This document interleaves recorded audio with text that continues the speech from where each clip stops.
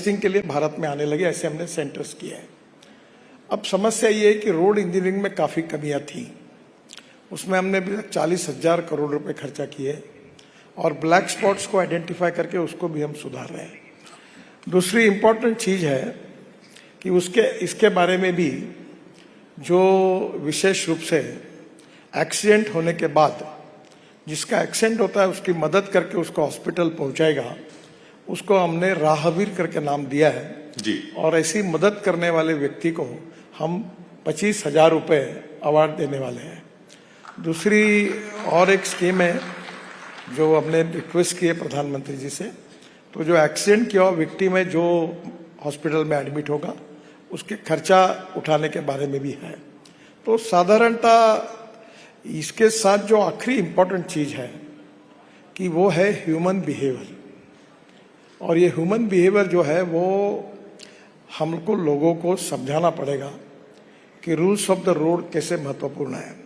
अभी आज ही 2-4 दिन पहले हम अभी मैंडेटरी किया है कि रोड के बाजू में हम लोग पूरा प्रीकास्ट का ही अब मटेरियल यूज करेंगे, नालियाँ उसकी बनेगी और रोड के बीच में जो मीडियन होता है उसमें अभी हमने तय किया कि मैंने मजाक में कहा कि हिंदुस्तान का हर नागरिक ओलंपिक स्टैंडर्ड का एथलेटिक्स है, ऐसा समझो, क्योंकि छलांग मार के कूदते हैं।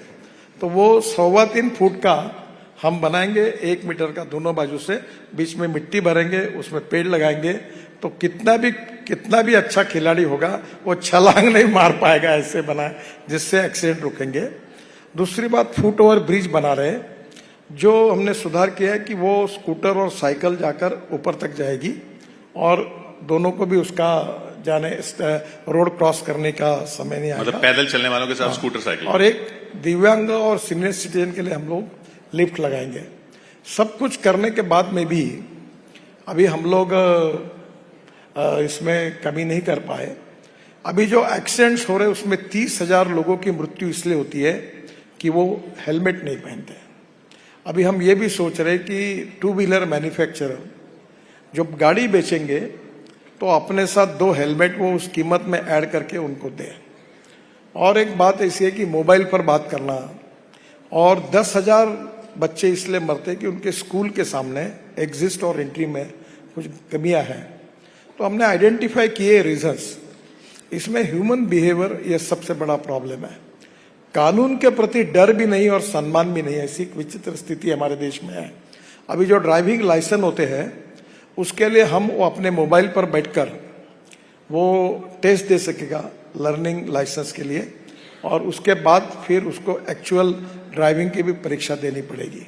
तो बहुत से प्रयास हमने किए, लोगों का सहयोग मिल रहा है, स्कूल के बच्चों के लिए कार्यक्रम कर रहे हैं, NGO सोशल ऑर्गेनाइजेशन की मदद ले रहे हैं। अभी हमारे नेहरू युवा केंद्र भी बड़े प्रमाण पर ये काम करने के लिए उनके साथ भी 100 सेंटर वो खोल रहे हैं। पर एक बात जरूरी है कि जनता का जब तक सहयोग नहीं मिलेगा और रूल्स ऑफ रोड के बारे में जनता के मन में सम्मान नहीं होगा, हम वायोलेशन नहीं करेंगे, इस प्रकार की कमिटमेंट नहीं होगी, तब तक ये मुश्किलें हैं। हम कोशिश कर रहे हैं, मीडिया से भी सहयोग लिया, आपके द्वारा भी बहुत अच्छा सहयोग मिला। अभी शंकर महादेवन ने एक अच्छा सॉन्ग बनाया जो बहुत पॉपुलर हो आपके ही कार्यक्रम में। अमिताभ बच्चन जी ने काफ़ी बड़ा इंटरेस्ट लिया, काफ़ी सेलिब्रिटीज भी मदद कर रही है। तो धीरे धीरे लोगों तक जब तक हम ये समझा नहीं पाएंगे तो वो एक समस्या, हमारी कोशिश चल रही है और अभी जिस प्रकार से हम प्रयास कर रहे हैं मैं उम्मीद करता हूं कि निश्चित रूप में इसमें सुधार होगा। आखिर में एक बात बता दूं कि हमारे नागपुर में एक प्रयोग हुआ कि हमारी सेव लाइफ फाउंडेशन जो है उन्होंने रोड का ये सेफ्टी ऑडिट किया और हमारे एसपी हर्ष पोद्दार, उन्होंने उसमें से 50% जो स्पॉट्स थे वो पूरे इम्प्रूव किए और उसमें 50% एक्सीडेंट नागपुर जिले में कम हुए। तो अभी उनका प्रेजेंटेशन भी मैंने यहाँ रखा है हमारे अधिकारियों के सामने कि हम पुलिस वालों को भी ट्रेन करें कि भाई जो जो ब्लैक स्पॉट्स है, जो एक्सीडेंट वहाँ जाए, अध्ययन करें, और अगर ये भी इम्प्रूवमेंट हुआ स्टेट हाईवे में, शहर के रोड में, नेशनल हाईवे में, तो मुझे लगता है हम कम कर सकेंगे। हमारी कोशिश चल रही है पर दुर्भाग्यवश इसमें वो नहीं पूरा कर सके। यही हमारे यहाँ का डिपार्टमेंट का एक थोड़ा सा ब्लैक स्पॉट है। आपने नागपुर की बात की कि सड़क हादसे कम हुए हैं, तो गाड़ी थोड़ी दूसरी तरफ मोड़े, जो हादसा हुआ या जो चीज हुई, जो दंगा हुआ या जो बवाल हुआ, वो तो नागपुर में कभी नहीं होता था। आप नागपुर से आते हैं, देवेंद्र जी नागपुर से आते हैं, बावनकुले साहब नागपुर से आते हैं, आरएसएस नागपुर में है, नागपुर में कभी दंगा नहीं होता था, तो कहां चूक हो गई? ऐसा नहीं होता है, नागपुर में इसके पहले भी दंगा हो चुका है। दंगा होने के लिए कोई छोटी सी घटना एक कारणीभूत होती है। एक spark neglected burn the house, तो ये दुर्भाग्यपूर्ण है, पर अभी अच्छा वातावरण है और हमारी कोशिश है कि सब मिलकर शांति का माहौल बना रहे, और अभी हम सब लोग उसके लिए कोशिश कर रहे हैं। आपकी क्या राय है? ये जो औरंगजेब की कब्र को लेकर बार बार बात करते हैं, महाराष्ट्र में औरंगजेब की कब्र है, अब है तो है, होनी चाहिए नहीं होनी चाहिए? मुझे लगता है इसके बारे में बहुत चर्चा हुई है और मैं कोई कंट्रोवर्सी में नहीं गिरना चाहता, पर स्वाभाविक रूप से इसमें काफी प्रमुख लोगों ने बहुत अच्छे स्टेटमेंट दिए हैं। खुद छत्रपति शिवाजी महाराज के जीवन में ये था कि वो कल्याण की सूबेदार की बहू जो थी, उसको जब हमारे उनकी फौज ने पकड़ा, जो लड़ाई जीतने के बाद, तो उन्होंने ये कहा कि वो बहुत सुंदर थी। तो उन्होंने कहा कि मेरी माँ भी सुंदर रहती तो मैं भी इतना सुंदर बनता, और उसको साड़ी और सब देके उन्होंने उसको उनके घर पर पहुंचाया।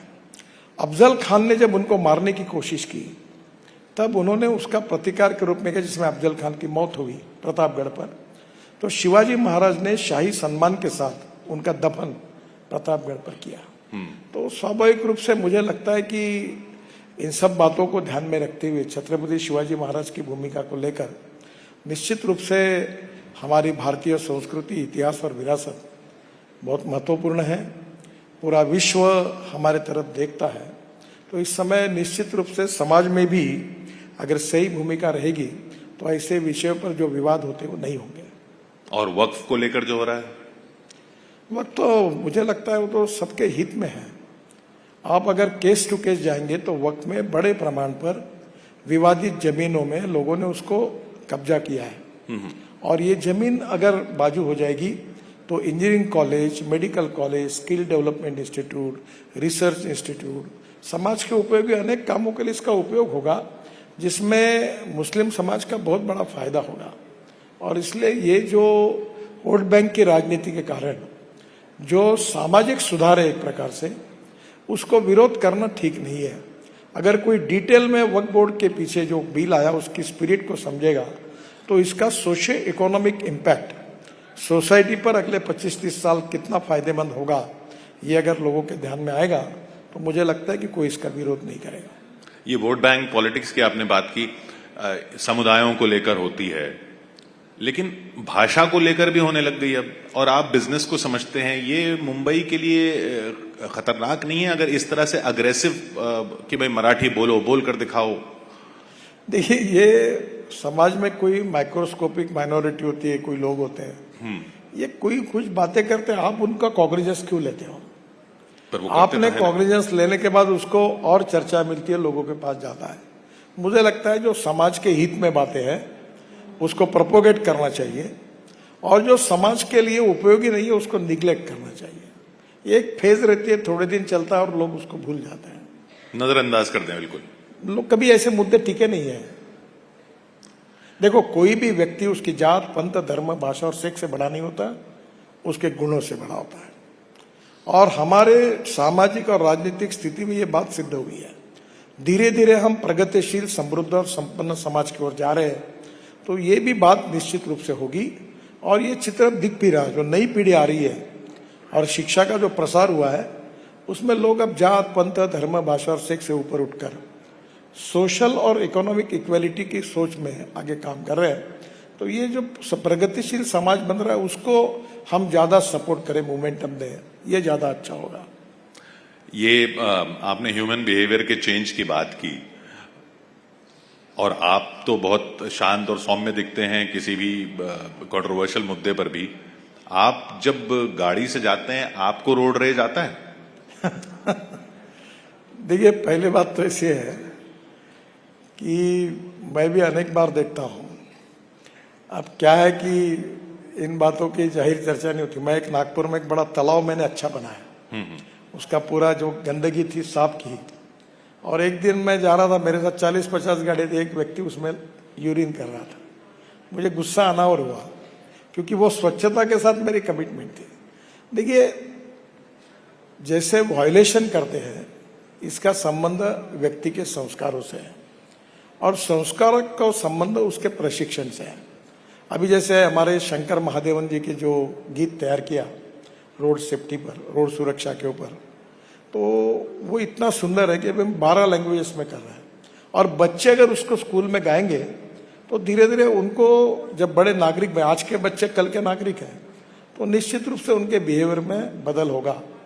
और कोई भी सुसंस्कृत समाज में इसी प्रकार से समाज बदलते रहता है।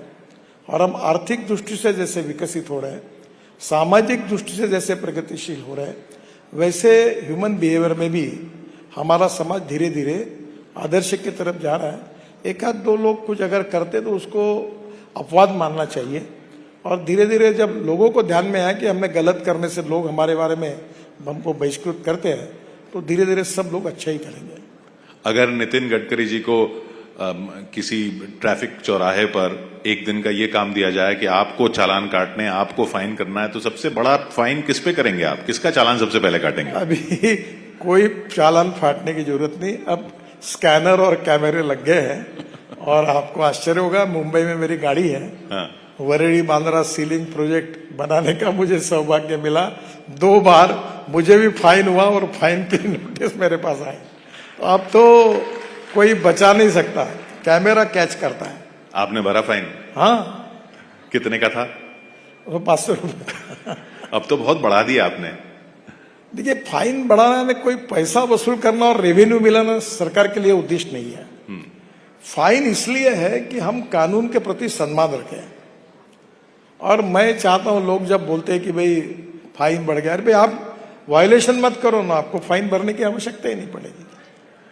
आपने एक बड़ी उपलब्धि अपनी मानी हमेशा ई रिक्शा, कि अब आदमी आदमी को नहीं खींचता, अब साइकिल रिक्शा नहीं है, हाथ का रिक्शा नहीं है, अब ई रिक्शा है। वही ई रिक्शा अब एक बड़ी समस्या भी बनते जा रहे हैं, पार्लियामेंट तक में सवाल उठ रहे हैं, यूपी में बहुत एक्शन हो रहा है। वो क्या कहीं चूक हो गई, या कहीं आउट ऑफ कंट्रोल चला गया मामला, या उसको ठीक करने की जरूरत है? देखिए, पहली बात तो ऐसे है कि ई रिक्शा ये गरीबों के लिए है, लास्ट माइल कनेक्टिविटी के लिए कोई ना कोई आवश्यक चीज है जो ट्रांसपोर्ट चाहिए। दूसरी बात, ई रिक्शा में 4 लोग बैठते हैं और उसका किराया बहुत रिजनेबली कम है। जब ये ई रिक्शा बना तब इसमें स्वाभाविक रूप से जो ऑटोमोबाइल कंपनियां थी वो भी कोर्ट तक गई, क्योंकि एक्सेल इस कंपनी का था, चक्का उसका था, तो इसके ऊपर बहुत विवाद हुआ। तब मैंने एक भूमिका ली कि ये रिक्शा गरीब के लिए है, और 1 करोड़ लोग आदमी आदमी को खींचने का काम करते हैं, ये अमानवीय है। और इसलिए मैंने गांधी जी को याद करके, उन्होंने एक बात कही थी कि जब आपको कोई निर्णय करना पड़ेगा और अगर कानून तोड़ना पड़ता है, तो वो अगर गरीब के हित में होगा तो तोड़ने में कोई गुनाह नहीं है। तो मैंने ये सबको मान्यता देकर, वो रिक्शा अगर मैं स्टैंडर्ड में रखता तो 1.5 लाख रुपए की होती, तो मैंने उसको करके 80,000 रुपए में वो मिलने लगी, ताकि गरीबों को वो कर सके। फिर धीरे धीरे उसमें एक प्रॉब्लम आया कि ये डुप्लीकेट पार्ट और इधर उधर के, मैं कोई देशों के नाम नहीं लेता, उसकी मोटर लाके ये करके ये चलने लगा। अभी ऐसा हुआ है कि 2 व्हीलर मैन्युफैक्चरर बड़ी कंपनियां भी अब ई ऑटो रिक्शा बना रही है, ई रिक्शा बना रही है।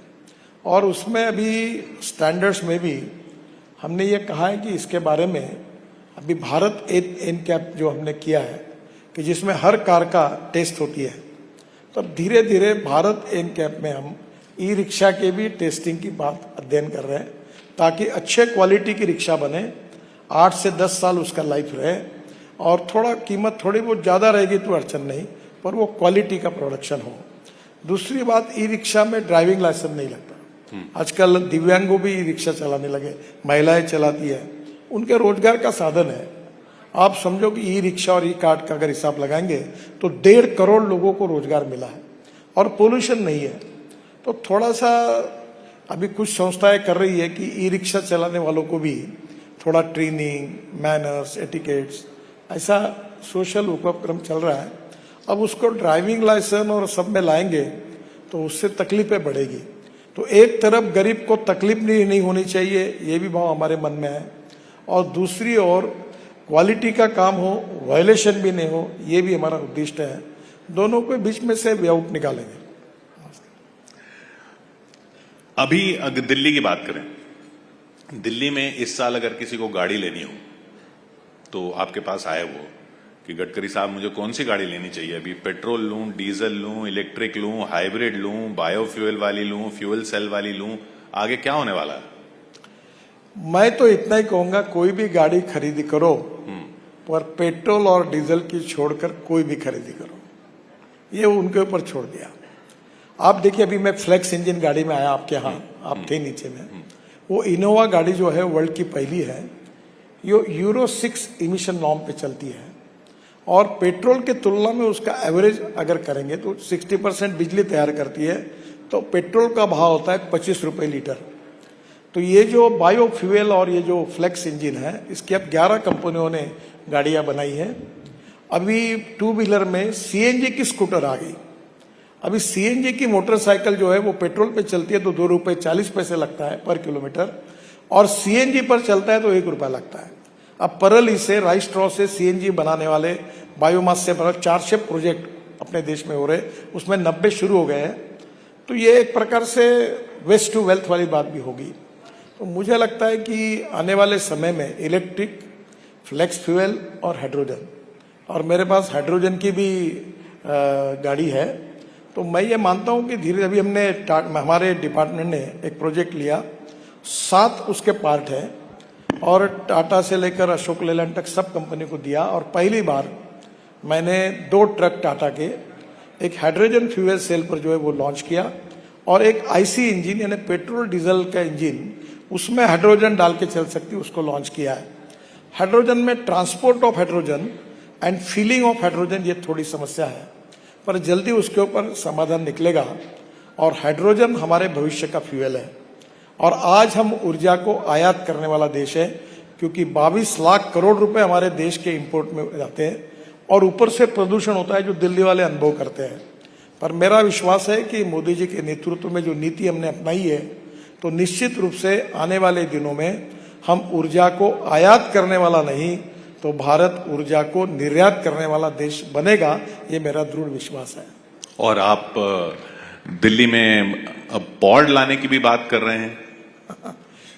देखो, हमने अभी 360 proposal ropeway, cable car, funicular railway के आए। अभी हमने केदारनाथ का रोपवे मंजूर कर रहे हैं। हमको रोपवे बनाकर 5000 करोड़ का रोपवे कॉन्ट्रैक्टर बनाएगा और 800 करोड़ रुपए साल के हमको देगा। तो बड़े प्रमाण पर पब्लिक ट्रांसपोर्ट ऑन इलेक्ट्रिसिटी ये है। अभी हम 3-4 टेक्नोलॉजी पर अध्ययन कर रहे हैं। पहली बार अब नागपुर में पायलट प्रोजेक्ट फ्लैश चार्जिंग का, 135 सीटर बस है, और उसमें जैसे हवाई जहाज में व्यवस्था होती है एयर होस्टेस, तो बस होस्टेस है, बस एयर कंडीशन है और एग्जीक्यूटिव चेयर है, और वो बस स्टॉप पर खड़ी होगी तो आधा मिनट में वो फिर चार्ज होगी, 40 किलोमीटर चलेगी, फिर खड़ी होगी, फिर 40 मिनट चलेगी, और उसका टिकट रेट डीजल की तुलना में 30% कम होगा।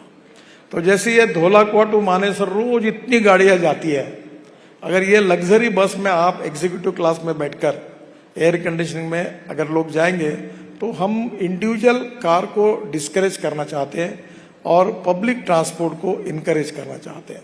तो ये रोपवे, केबल कार के ऊपर काफी टेक्नोलॉजी पर अध्ययन कर रहे हैं। ये जो हिथरो वाला जो पॉइंट्स वाला सिस्टम है, वो भी एक इंडियन उद्योजक ने उसको लिया है, और उसका कल ही मेरे यहाँ प्रेजेंटेशन हुआ है। हम काफी टेक्नोलॉजी का अध्ययन कर रहे हैं, पर हमारा आग्रह है कि पब्लिक ट्रांसपोर्ट और इलेक्ट्रिसिटी पर ये इंडिजिनियस टेक्नोलॉजी बने। रोपवे, केबल कार में विशेष रूप से जो कंपनी है वर्ल्ड में, प्यूमा, डॉफलमेयर, ये सब बाहर की, और उनकी कॉस्ट बहुत ज्यादा होती है। तो हमारे यहाँ कॉस्ट कम करने के लिए मेक इन इंडिया और मेड इन इंडिया होगा। तो निश्चित अभी 360 प्रपोजल हमारे पास है, और आने वाले दिनों में और 1000 तक जा सकते हैं। और फिर बड़े शहरों में भी हम लोग, ये जो अभी बंगलोर, कर्नाटक के मुख्यमंत्री मुझे मिले थे, तो मैंने एक बार उनको 2 आइडिया दी थी कि बंगलोर में जमीन के अंदर से टनल बनाए और उससे ग्रेनाइट निकलेगा, वो भी बेचे, और वो टोल पर कैसे चला है। तो उन्होंने मुझे प्रपोजल दिया कि आपकी योजना पर आप अध्ययन करके करिए। दूसरा, जहां एक ब्रिज है वहां 3 लेयर ब्रिज बना है। अभी हम चेन्नई में बना रहे हैं, पूना में 50,000 करोड़ के ब्रिज बना रहे हैं। तो कुछ जैसे दिल्ली में हम लोग 1 लाख करोड़ रुपए के काम दिल्ली एनसीआर में कर रहे हैं। और अभी दिल्ली को ट्रैफिक जाम और प्रदूषण से मुक्त करने के लिए और हमने अध्ययन शुरू किया है और एक अच्छा प्लान बनाकर उस पर काम करने की कोशिश है। तो कर्नाटक के मुख्यमंत्री आपकी सुनते हैं? इसमें सुनना न सुनने का क्या, नहीं मतलब आपकी पार्टी के नहीं है ना? आप देखिए, मैं रोड बनाता हूँ, एक एमपी बीजेपी का है तो रोड बनाऊं और दूसरा एमपी कांग्रेस का है तो रोड स्टॉप कर दूं। ऐसा तो मैं नहीं कर सकता, क्योंकि रोड जब पूरा बनेगा तो इसमें कोई पॉलिटिक्स नहीं है। इस देश के विकास में जो भी होगा, जिसका काम जो सही है, मैं सबका करता हूं। और प्रधानमंत्री जी भी कहते कि सबका साथ, सबका विकास, सबका प्रयास और सबका विश्वास। तो इसमें राजनीति करने की आवश्यकता नहीं और हम करते भी नहीं कभी। नहीं, आप नहीं करते हैं, पर उधर से आपको कहीं फेस होती है स्टालिन साहब की तरफ से, तमिलनाडु में स्टालिन साहब की तरफ से, वो बाकी सब चीजों पे तो काफी पॉलिटिक्स नहीं होता। मैं जब भी प्रॉब्लम आता है फोन उठा के सबसे बात करता हूँ, ममता जी से बात करता हूँ, स्टालिन से करता हूँ, और कर्नाटक के मुख्य कभी कभी नाराज भी हो जाता हूँ, ये इतने प्रोजेक्ट फॉरेस्ट में फंसे, इतने लैंड एक्विजिशन में फंसे, तो मैं सबसे बात करता हूँ, वो तुरंत बैठते। इस बार कर्नाटक के मुख्यमंत्री जी ने, मैंने पिछले बार कहा इतने आपके पास पेंडिंग है, 10,000 करोड़ के काम मैं शुरू कर सकता हूँ पर इसके अटके हुए हैं। तो इस बार जब आए तो 38 में से 26 प्रपोजल उन्होंने क्लियर कर दिया। तो इसमें कोई पॉलिटिक्स का संबंध नहीं है। पर जो ईज ऑफ डूइंग बिजनेस या ease of doing government also वाली बात भी आ जाती है, उसमें अब आपके मंत्रालय के जो प्रोजेक्ट्स हैं या जो भारतमाला के जो प्रोजेक्ट है, पहले 3,000 करोड़ तक आप अप्रूव कर सकते थे, अब 1,000 करोड़ तक पे आपको कैबिनेट के पास जाना पड़ता है। उससे नुकसान नहीं होता? देखिए, 1,000 करोड़ में जीएसटी और लैंड एक्विजिशन अलग है, तो वो प्रोजेक्ट 1,400 से 1,500 करोड़ का होता है।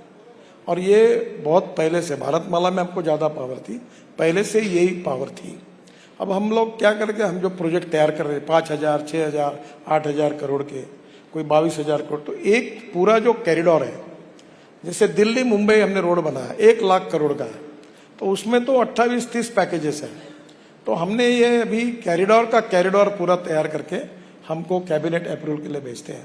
कोई प्रॉब्लम नहीं है, हम वो भेजते हैं, फाइनेंस की कमेटी है, हमारे यहाँ की कमेटी है, सब अप्रूवल मिलके मिलते हैं, काम तो हो रहे हैं। और मैंने अभी एक पार्लियामेंट में अभी घोषित किया कि 10 लाख करोड़ के 4 लेन के रोड हम बनाएंगे 2 साल में। और मैंने आज उनको कहा कि इसको शुरू, लैंड वगैरह सब अवेलेबल है, और जहां ट्रैफिक पीसीयूज में 10,000 से ऊपर गया उसको हम 4 लेन कर रहे हैं।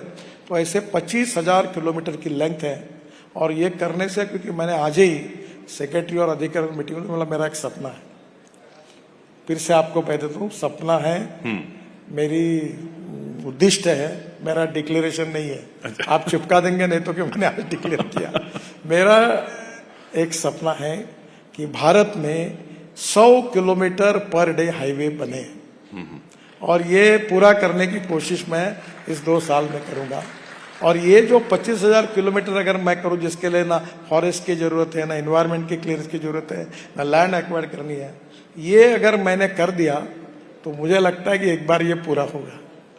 आपने सपनों की बात की, आप जब पार्टी अध्यक्ष थे बहुत सारे सपने थे, बहुत सारे सपने पूरे हुए, पर एक सपना जो बहुत लंबा चल रहा था और उस पर उस वक्त भी आपने ध्यान दिया था, और वो कार्यकर्ता सब निकल के मंत्री वगैरह बन गए हैं, वो था दिल्ली में सरकार बनाने का।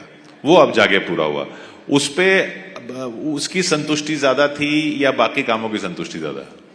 देखिए, राजनीति में पहली बात तो ऐसे है कि मैं बहुत बार ये कहता हूं कि politics is a instrument of socio economic reform.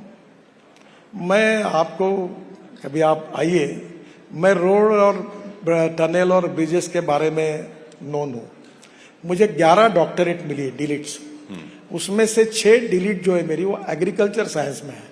मैं वाटर कंजर्वेशन में काम करता हूँ, फिर मैं ऑर्गेनिक फ्रूट वेजिटेबल पे काम करता हूँ, फिर मैं बालों से एमिनो एसिड बनाता हूँ, और मैं साड़ियाँ भी बनाता हूँ, मैं चिंधियों का उपयोग करके कारपेट भी बनाता हूँ, और मेरे सोशल एंटरप्रेन्योरशिप का टर्नओवर 2,500 करोड़ है। और मेरी सोच यह है कि गरीब के लिए काम करना, सेवा, शिक्षा और विकास के क्षेत्र में काम करना, that is the true meaning of politics. राजनीति, इसका अर्थ लोक नीति, धर्म नीति या बृहत्तर राजनीति होती है। तो सही अर्थ राजनीति का, power politics is not only politics. Politics is a instrument of socio economic reform. और मुझे एक नई प्रेरणा मिली भूटान के प्रधानमंत्री से। उन्होंने यूनो में कहा था डोमेस्टिक हैप्पी ह्यूमन इंडेक्स, सुखांक। और सुखांक किसमें है उन्होंने डिफाइन किया था कि शिक्षा अच्छी मिले बच्चों को, रोड मिले, लोगों का विकास हो, रोजगार मिले।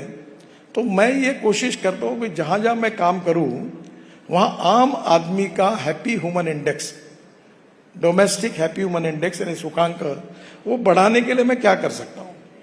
तो यही बात है कि ये सब लोग करेंगे तो यही तो राजनीति में फिर पोस्टर लगाने की जरूरत ही नहीं। मैंने इस बार नहीं लगाया बैनर। मैंने पब्लिक को कहा कि जात पात की बात मैं नहीं करूंगा, देना है तो वोट दो, नहीं तो मत दो। मेरे टर्म पर मैं चुनाव लड़ूंगा, दिया लोगों ने मुझे वोट। तो मुझे लगता है कि हम समाज जो बोल रहा है समाज के कल्याण में काम कर रहे हैं, पर लीडर का मतलब ये होता है कि लीडर होता है whether you want to lead the people और लीड बाय द पीपल। तो हमारे कन्विक्शन के आधार पर समाज के और राष्ट्र के हित में हमको लोगों के लिए काम करना है। ये कन्विक्शन रख के सामाजिक काम करने से पॉलिटिकल बेस बहुत मजबूत होता है, ये मेरा अनुभव है। पर उधर तो कास्ट सेंसस की बात हो रही है, आप कह रहे हैं कास्ट पे बात नहीं होनी चाहिए। अब बिहार इलेक्शन है, फिर कास्ट सेंसस की बात होगी। देखिए साहब, हिंदुस्तान में लोकतंत्र है, किसने क्या बोलना चाहिए और क्या नहीं बोलना चाहिए उसका सवाल है। हमने सही विचार और सही दिशा लेकर देश और समाज के हित में आगे बढ़ना चाहिए, यही मुझे लगता है। और उसमें हजारों लाखों लोग काम कर रहे हैं, मैं भी एक छोटा सा व्यक्ति हूं। मैं अपना काम करते रहूंगा और एक दिन ऐसा आएगा कि परिस्थितियां बदल जाएगी और लोग उस बात को समझेंगे। इस पर विश्वास रख के काम करना चाहिए। आपने अपनी एग्रीकल्चर की बात की, पॉलिटिक्स में आप हैं ही, बिजनेस को आप समझते ही हैं। सोचिए अगर आप को एक ब्रांड बनाने को दिया जाए, आप को बिजनेसमैन बना दिया जाए, प्योर बिजनेसमैन, और ऑर्गेनिक फार्मिंग प्रोडक्ट्स आप बना रहे हों गडकरी ऑर्गेनिक फार्म्स के नाम से, तो उसमें सबसे पहला खाने का प्रोडक्ट कौन सा होगा? आपको शायद मालूम नहीं, मेरा एक समय वजन था 135 किलो, तब आपने मुझे मिले होंगे तब। हाँ। अब मैं 89 किलो, मैंने 46 केजी कम किया। राजनीतिक वजन तो बढ़ गया। और मैं पुराने समय मुझे एक ने पूछा, आपके जैसे पत्रकार ने, कि आप इतने बड़े बड़े काम कर रहे हो, टनेज बना रहे हो, रोड बना रहे हो, तो आप बहुत सोचते होंगे, बहुत अध्ययन करते होंगे, बहुत विचार करते होंगे, तो आप क्या विचार कर रहे हैं? अब आप मेरे ऊपर बिलीव करो, बिल्कुल मैं कसम खा के बता रहा हूं, मैं यहाँ क्या आते समय विचार कर रहा था कि आज कौन से रेस्टोरेंट में जाना है और क्या खाना है।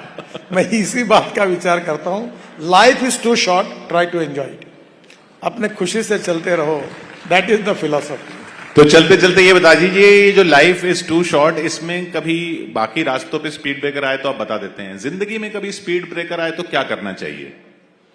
उखाड़ के फेंक देना चाहिए। मैं कॉन्ट्रैक्टर को बोलता हूं कि तुमने खराब काम किया तो तुमको रगड़ दूंगा, और क्या क्या बोलता हूं ये आपको नहीं बताऊंगा। अभी मेरे मन में एक बात है कि मैं कॉन्ट्रैक्टर को जेल में डालूं, टोल कलेक्शन वाले में जाऊं, इसको लॉकअप में बंद करके फोटो निकालो, और अभी मैंने कहा प्रेस रिलीज निकालो कि फलाना फलाना ने ऐसा किया है, इसको इतने साल के लिए डिबार किया है, मैं छोड़ूंगा नहीं तुमको। प्रॉब्लम यह है कि मैं ये समझता हूं कि these are the asset of my country. ये मालिक बैठे हैं, ये इनकी मालिक है, मैं इसमें कोई डिटोरेशन नहीं करूंगा। चलता है हमारे यहाँ, ऐसा नहीं कहा जा सकता कि गलतियां नहीं होती, पर गलतियां अगर बोनाफाइड है तो फॉरगिव देम, पर गलतियां अगर मैलाफाइड है तो सैक देम। ये इसी प्रिंसिपल पे काम करते रहता हूं। बिल्कुल, स्पीड ब्रेकर